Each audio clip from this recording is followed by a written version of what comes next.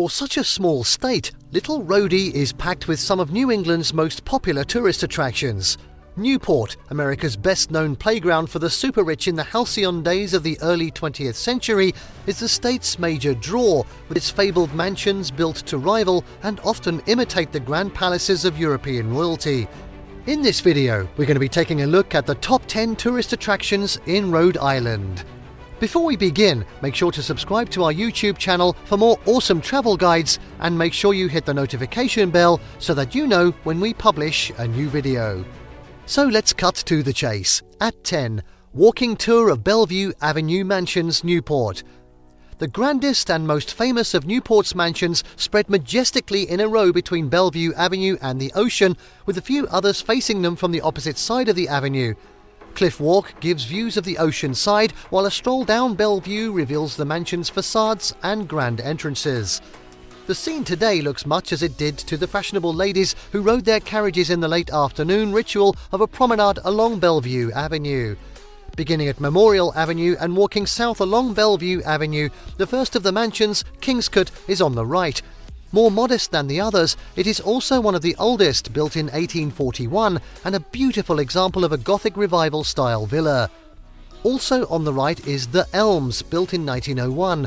These and other mansions mentioned here are open to the public, and standing between them you'll see many more that can be admired from the street. Château-sur-Mer on the left is another of the earlier mansions and was later renovated in the arts and crafts style, so the interior is a compendium of Victorian through the early 20th century decoration. Also on the left, the 1901 Vernon Court is now home to the National Museum of American Illustration, displaying works by Maxfield Parrish, Howard Pyle, Norman Rockwell and others. Rosecliff, Beechwood and Marble House sit in a row overlooking Cliff Walk, and after several other distinguished mansions, you'll see newly restored Belcourt Castle on the right. Built in 1894, it is a combination villa and stable, reflecting an eccentric mix of medieval revival and stick style. Where Bellevue Avenue turns to the beginning of Ocean Drive, you'll see the fanciful gatehouse of Rough Point, with its witch hat turrets. Rough Point was lived in as a home until it was bequeathed to Newport Restoration Foundation by its owner, Doris Duke. The reclusive heiress furnished it with her personal collections of art and antiques, and visitors see it as she left it.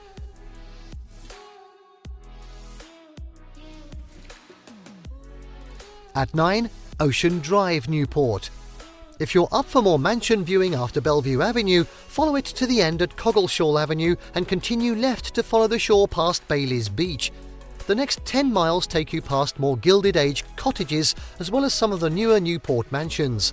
The most sumptuous will be on the left, the ocean side, as the route curves around the southern shore of Aquidneck Island. Brenton Point State Park is a good place to stop for a picnic or just to sit and watch the sea.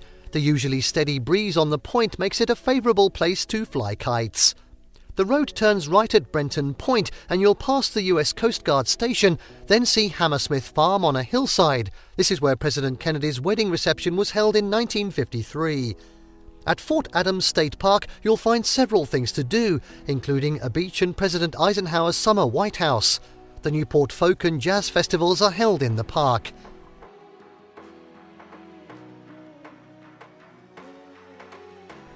At 8, Rosecliff, Newport. Designed by Stanford White after Louis XIV's Grand Trianon at Versailles, Rosecliff belonged to one of Newport's most legendary hostesses, the flamboyant Tessie Ulrich. The mansion is no less flamboyant, but of all the mansions, it's the most livable. The ceiling of the 80-foot-long Grand Ballroom, Newport's largest, is a cloud-studded blue sky surrounded by plaster swirls and painted medallions. The ballroom was the setting for the scenes in the films The Great Gatsby and True Lies.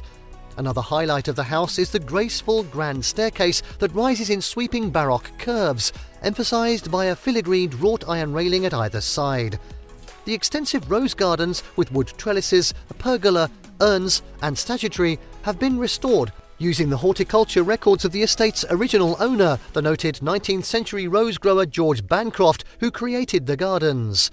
Note that Rosecliff has recently undertaken major renovations, the largest restoration project in the Preservation Society's history.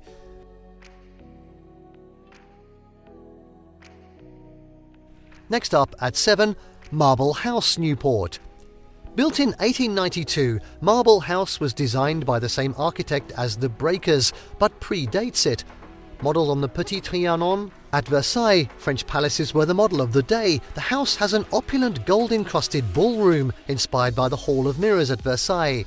The rest of the house is equally lavish in its detail and is widely considered to be the most tasteful of the Belle Epoque mansions in Newport. The elegant dining room, an almost exact reproduction of a salon at Versailles, is faced in pink Numidian marble. The solid bronze dining chairs were custom made and at £75 each must have been a challenge for the brawniest of footmen. In 1913, Alva Vanderbilt added a red Chinese tea house to the grounds, which you can see from Cliff Walk.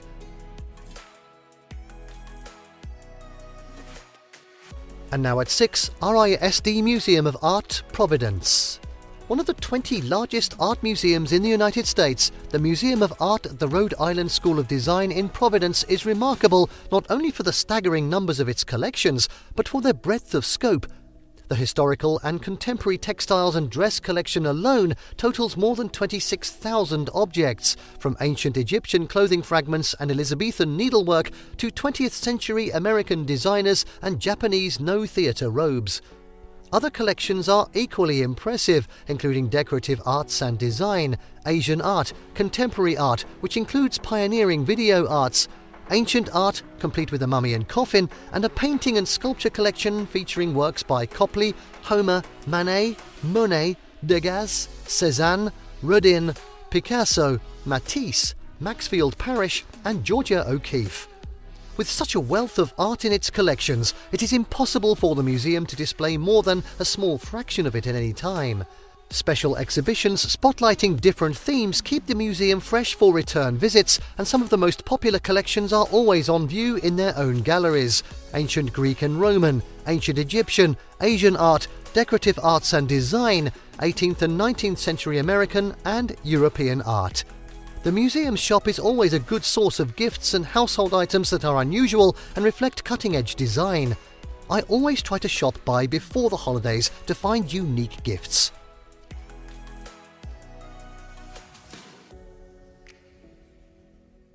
At 5, the Elms, Newport. Philadelphia coal magnate Edward J. Berwind commissioned the Elms to be based on the mid-18th century Chateau d'Asnières near Paris. Completed in 1901, the Berwinds' summer home was embellished with Venetian paintings and furnished in French antiques from the period of the chateau it was modelled after. Twice daily, servant life tours reveal backstairs details about the staff that was responsible for maintaining the house and serving at its elaborate parties. Along with the servants' quarters at the very top of the mansion, you'll descend to the cellar to see the basement kitchens and laundry rooms and learn about the building's technical systems, quite advanced for their day. Tours reveal details about the staff that was responsible for maintaining the house and about the building's technical systems. Be sure to allow time to visit the restored Classical Revival gardens, especially the lower gardens, which feature fountains, a sunken garden, and marble pavilions.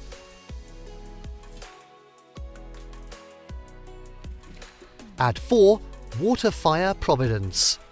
The 4-acre Waterplace Park and Riverboard border the Woonascatucket River as it winds through Down City, Providence.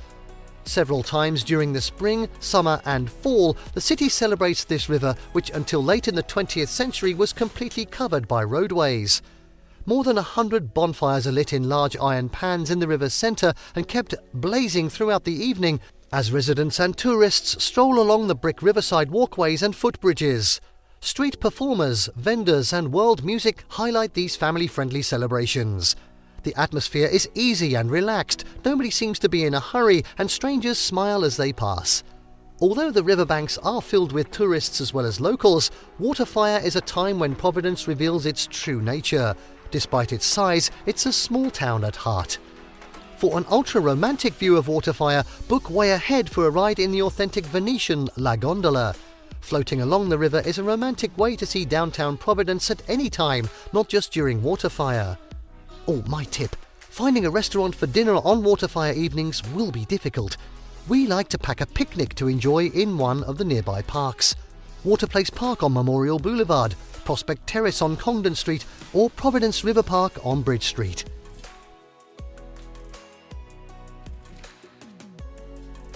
At 3. Roger Williams Park Zoo, Providence. Despite its history as one of the country's oldest zoos, Roger Williams Park Zoo is an outstanding example of modern zoo design and ethics. Largely cage-free, the zoo is a place where animals live in environments as close as possible to their native habitat, and where visitors can see them with a minimum of visible barriers. In the 40-acre zoo, they can watch snow leopards, zebras, alligators, wildebeest, giraffes, elephants, kangaroos, red pandas, and dozens more native and exotic creatures in a setting that encourages kids and adults to learn more about them, their habits, and their habitat. In the newest edition, the Faces of the Rainforest exhibit, you meet the monkeys, birds, reptiles, and amphibians native to the Amazon rainforest. Because of its kid-friendly atmosphere and the number of things to do here, Roger Williams Park Zoo is one of the Rhode Island's most popular places to go for families. Exhibits are varied for different ages, with a treehouse for younger children to climb, and engaging exhibits about the animals and their environment for older kids. The 435-acre park also contains a botanical centre with New England's largest public indoor display garden, a museum of natural history, a planetarium, and a carousel. Here's my tip. Throughout February, you can visit the zoo with your family at half-price admission during the zoo's annual Winter Wonder Days.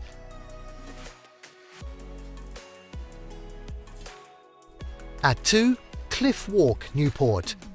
Despite past efforts of mansion owners on the preferred ocean side of Bellevue Avenue to close off access, Newport's Cliff Walk has remained a public walking path since the days when the great palaces were at their prime.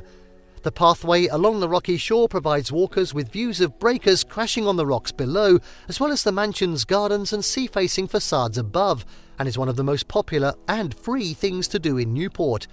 The cliff walk begins well before the breakers, the first major mansion it skirts, and after 3.5 miles, it passes by Rough Point at the end of Bellevue Avenue. The exotic tea house at Marble House stands just above the path. And here's another tip. You don't need to walk the entire 3.5 mile length of Cliff Walk or double back to the starting point if you want a shorter walk. You can begin at the end of Narragansett Avenue at a spot known as 40 Steps and leave the trail at Ruggles Avenue to return by Bellevue Avenue. This shorter route gives you a feel for the oceanside scenery and a look at several mansions, including the breakers. The next exit point, and the last before the end at Rough Point, is a path connecting to Marine Avenue.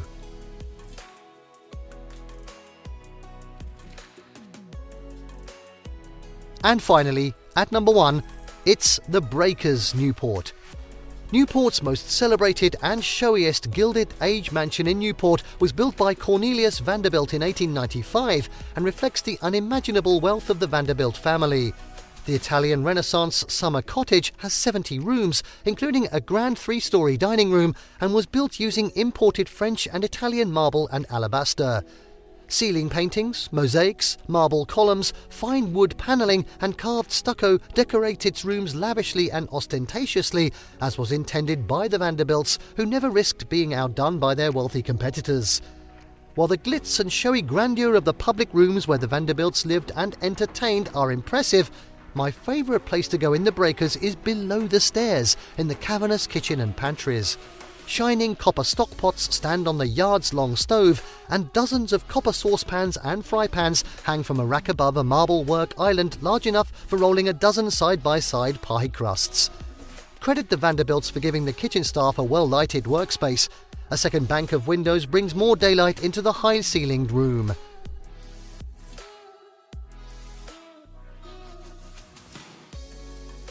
And there you have the top 10 rated tourist attractions in Rhode Island. Did you like what you saw? Let us know in the comments down below. Share this video with your friends and don't forget to subscribe to our channel for more fantastic travel guides. See you next time.